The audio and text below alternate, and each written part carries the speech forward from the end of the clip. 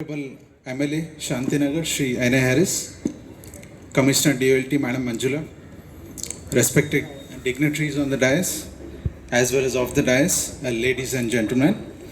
I am extremely delighted and honored to be part of this closing function and the release of our scientific report titled Church Street First Impact Assessment of Pedestrianizing an Urban Street in Terms of Quality of Life, prepared by ISC Sustainable Transportation Lab in close collaboration with DOLT, Urban Morph and Catapult UK. This report is an outcome of almost 10 months of relentless and extraordinary effort between November 2020 and August 2021, right from extensive field data collection and studies on this test bed to completing this voluminous report that runs into 479 pages, including executive summary, 13 chapters and appendices.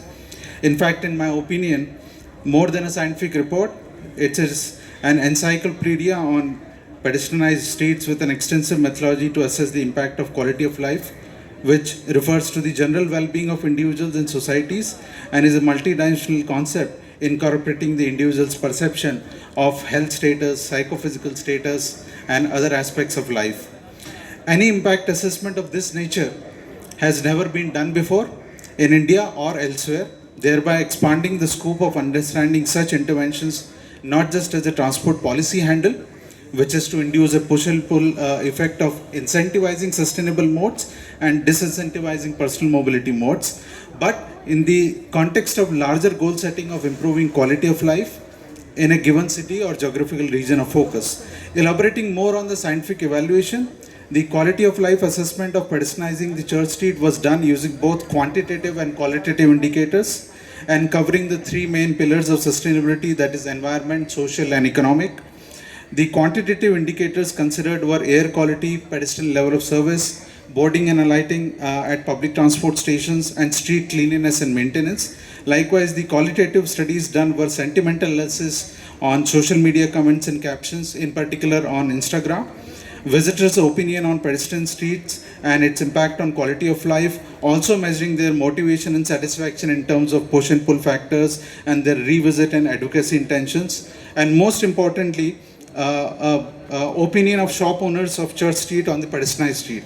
Such comprehensive evaluation in terms of quality of life involved extensive data collection and field studies, which includes data from AMBI fixed air quality sensors, CCTV camera data from traffic police and also data from GoPro cameras, boarding and alighting data of MG Road Metro Station from BMRCL, manually collected boarding and alighting data of 4 nearest bus stops, namely Mayo Hall, Brigade Road, Chinnaswamy Stadium and Boring Institute, street maintenance and activities data from BBMP, 656 samples of visitors opinion survey, 518 samples of visitors motivation and satisfaction survey, and 115 samples of shop owners opinion survey. It was a Herculean task to plan and collect such extensive data sets and then processing it right from coding the data to analyzing it and subsequently writing each of these 13 chapters based on them. And so before I summarize the key findings, I would like to acknowledge the contributions of all my co-authors of these chapters, Ms. Hemantini Alirani, who is a research scholar at IST Lab of ISC, Professor Meghna Verma from Ramya Institute of Management, and the Church Street First interns, Babita, Sai Dhruvjala, Dona, Ranjita, Apurva, Mohan, Bhumika, and Vidyashri. Let me now summarize few of the key findings from our report. A clear improvement in air quality was recorded at Church Street on pedestrianized weekends in terms of PM10 and PM2.5 concentrations, which were within the limits set by CPCB under the National Ambient Air Quality Standards for most of the weekends. Also, the air quality index using the CPCB formula was also within the satisfactory and good limit for most of the weekends. Hence, an overall improvement in air quality was observed due to the pedestrianization of Church Street. This was also clearly evident from the survey responses, where 83% of visitors and 81% of shop owners were satisfied with the improvement in air quality after pedestrianization. When we look at the pedestrian footfalls between November 2020 and February 2021, the average daily footfall on Church Street increased by 92%. And the average peak duration footfall increased by 117%.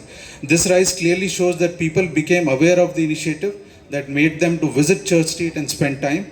while assessing the pedestrian level of service for peak as well as off-peak hours using the guidelines and standards laid in Highway Capacity Manual of India for urban roads with commercial land use, it was seen that the level of service was mostly in the best category of A, except on few days in January and February 2021 when it was in lower categories. This positive result was also evident from the survey responses, where 97% visitors and 84% shop owners were satisfied with overall service quality of Church Street after pedestrianization. In fact, the survey results suggested that on many aspects of service quality, the perception among visitors and shop owners improved substantially merely because of pedestrianization, even when no changes had occurred on those aspects. Further, more than 50% of the restaurant owners and gift shop owners of Church Street agreed that pedestrianization led to an increase in the customer footfall, revenue, and overall positive effect on business. However, this agreement level was comparatively lower for other types of businesses, leaving some scope for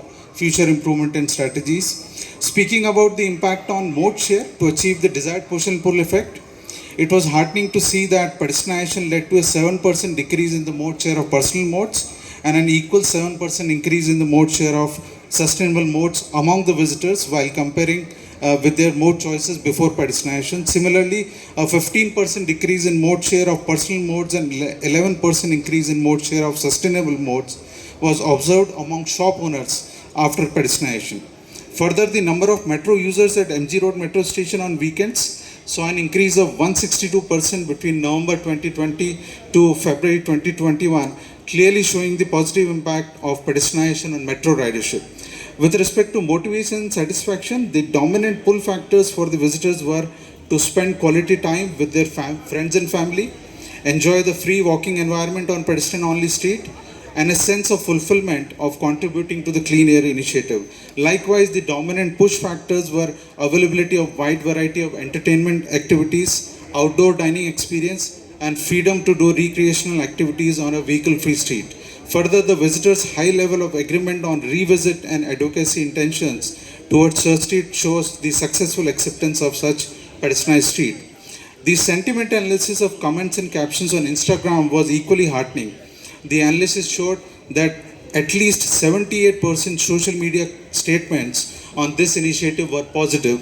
Also, from the word cloud prepared by us, the commonly used words in the social media statements were Church Street first, Clean Air Street, Bengaluru, enjoy, free, great, good, space, beautiful, etc.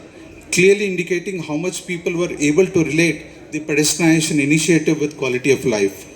Overall, there was a 98% agreement that pedestrian-friendly environment improved quality of life, with key contributory factors being easy access to services, improved social interactions, better health benefits due to walking and cycling, increased physical activity, access for all age groups, and safe pedestrian mobility, among others. Clearly, this is only a glimpse of the report and its key results. However, to enable detailed understanding of individual chapters and a wider dissemination of the results, we'll be organizing an international open webinar on Friday, 1st October between 3 to 6 p.m. to reach out to wider audience in India as well as abroad. I am very confident that the Church Street First testbed and this report will become a benchmark case study and decision support to scale up such initiatives not just within India but also internationally. The involvement of IST Lab in this collaboration also demonstrates a good example of how top research institutions like IISc can contribute to subjects of high societal relevance through a neutral, unbiased and scientific assessment of government initiatives. Eventually, it is the political leadership that matters in owning and supporting such initiatives of government agencies and citizens, and we sincerely hope that they will continue to support and help us scale up such initiatives in future as well. In the end, I salute the dynamic leadership, energy and enthusiasm of Commissioner DOLT, Madam Manjula, and her passion towards promoting sustainable mobility. Surely we are there to support all such good initiatives in future as well. Thank you. Jai Hind, Jai Karnataka.